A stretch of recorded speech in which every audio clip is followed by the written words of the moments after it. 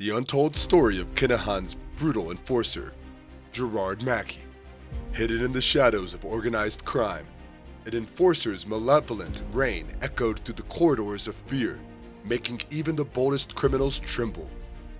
Uncover the chilling and untold story of Kinahan's brutal enforcer, a sinister figure whose mere name sent shivers down spines, leaving a trail of blood-soaked secrets that will haunt your every waking moment. Welcome back, fellow seekers of the truth. Today we are delving deep into the perilous world of crime to reveal the shocking and previously unknown story of one of history's most feared enforcers, the merciless enigma behind the infamous Kinahan Cartel. Gerard Mackin, a 6-foot-tall Gangland enforcer whose name strikes fear into the hearts of those from Limerick to Belfast, is well deserved of his reputation as one of Ireland's most violent criminals, given his horrifying criminal record. Notably, he would be convicted of the unthinkable act of nailing a person to the floor with a nail gun. With such a chilling history, it is no surprise that he would earn the attention and respect of the Kinahan Cartel, who bestowed upon him a €1 million contract to eliminate their archrival, Gerard Hutch. In this video, we will tell you the riveting story of this feared Gangland enforcer and explain why he is known as one of Ireland's most violent underworld figures. Disturbed world. Gerard Mackin, born in the rough streets of West Belfast, has always been drawn to a life of crime, and his involvement with dangerous organizations such as the Continuity IRA and the Irish National Liberation Army, or INLA, only added to his notoriety. In his adolescence, as a big and bulky guy, he became involved with dissident republicanism, initially with the Continuity IRA. He was already known as an enforcer at the time. You could not miss him with his bright red hair at over 6 feet tall. Dissident Republican groups used this type of guy to instill fear in people. Back then, the Continuity IRA was involved in paramilitary-style punishment shootings of young men accused of criminal activity. Because these groups did not want the police to become involved, they formed vigilante groups to deal with those who broke the law. These attacks were rarely prosecuted, but in 2008, the Special Criminal Court sentenced Mackin to life in prison for his violent tendencies. He was found guilty of the cold-blooded murder of Eddie Burns, a taxi driver and devoted father of 5 in Belfast. Mackin was also found guilty of attempted murder, having a firearm with the intent to endanger life and causing serious harm to Damien O'Neill, the main prosecution witness, who was also shot during the attack but miraculously survived. In his testimony before the cruelty, Mackin recounted the events that night. Mackin and a third man had spent the night drinking in various pubs in West Belfast, before arriving at the Beehive Bar on the Falls Road. Burns got lured to the venue, and when he arrived in his car, Mackin told him he was being hijacked and pulled out a gun, forcing Burns into the back seat with O'Neill and another man accompanying them. Soon after stopping the car, Mackin threw Burns to the ground and shot him in the back of the head, despite Burns' desperate plea for mercy. Witnessing the atrocity, O'Neill saw an opportunity to flee by grabbing the gun and running, but Mackin pursued him relentlessly, eventually shooting O'Neill in the arm and the neck. Fortunately, O'Neill survived the attack and sought help on the same fateful night. Joe Jones, a close friend of Burns, was also murdered in an alley in North Belfast's Argyll district. He would have been lured from his friend's house as well, but the gun jammed, and he was beaten to death with a spade. The scene was so gruesome that the priest, who arrived later, stood vomiting against a wall. Burns and Jones were both former members of the Continuity IRA, who had split off and formed their own organizations.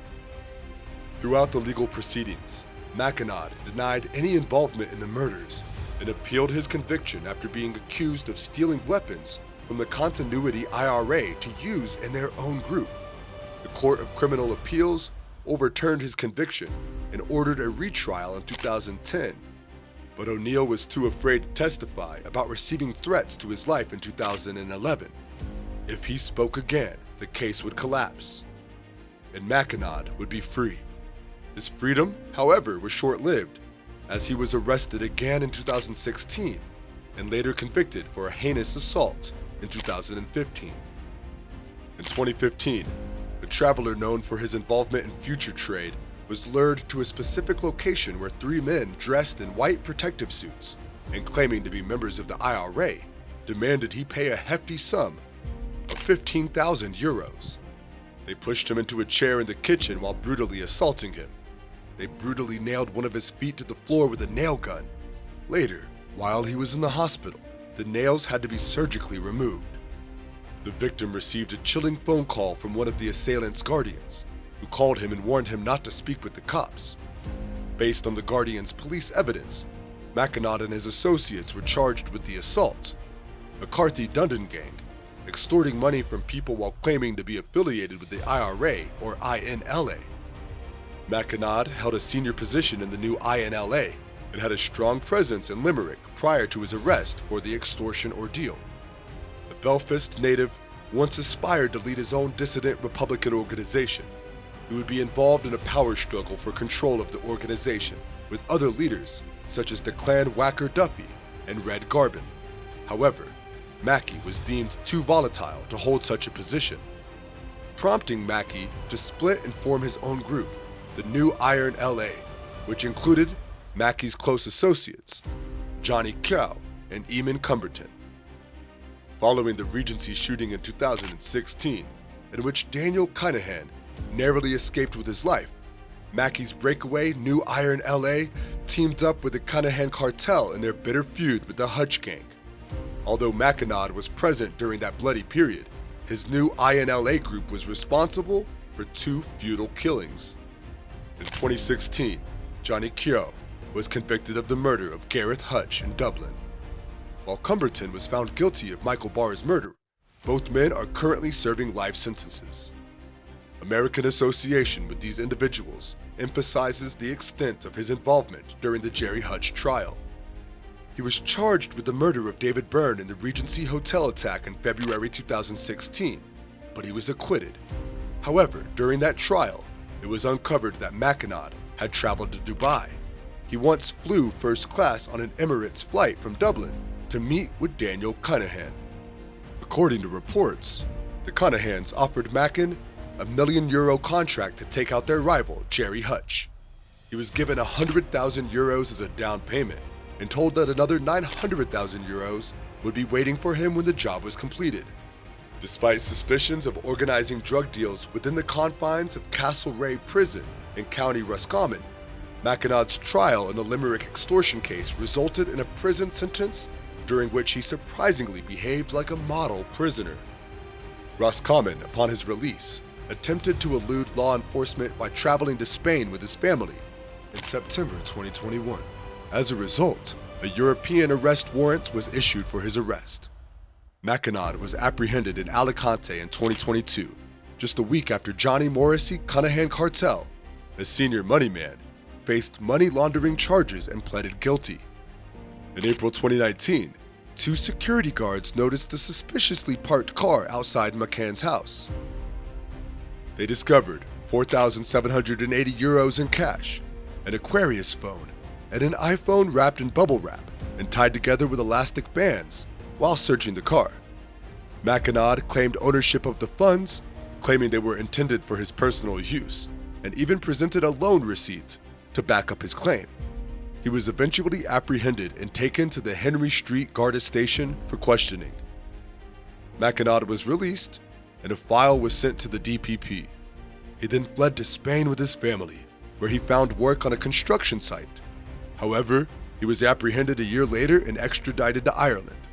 Mackie was recently found guilty of money laundering and sentenced to 3.5 years in prison. The judge admitted that the amount of money involved was small, but the circumstances surrounding the case indicated Mackin's involvement in serious organized criminal activities in the Limerick area. Mackie found himself in the company of other notorious Kinahan cartel members, including Fat, and the high-security, Port Louis prison. Freddie Thompson, Peter Keating, and David Duffy anticipate his eventual plans to return to Spain with his family in an attempt to restart his life. He has expressed regret for his actions and plans to change his life.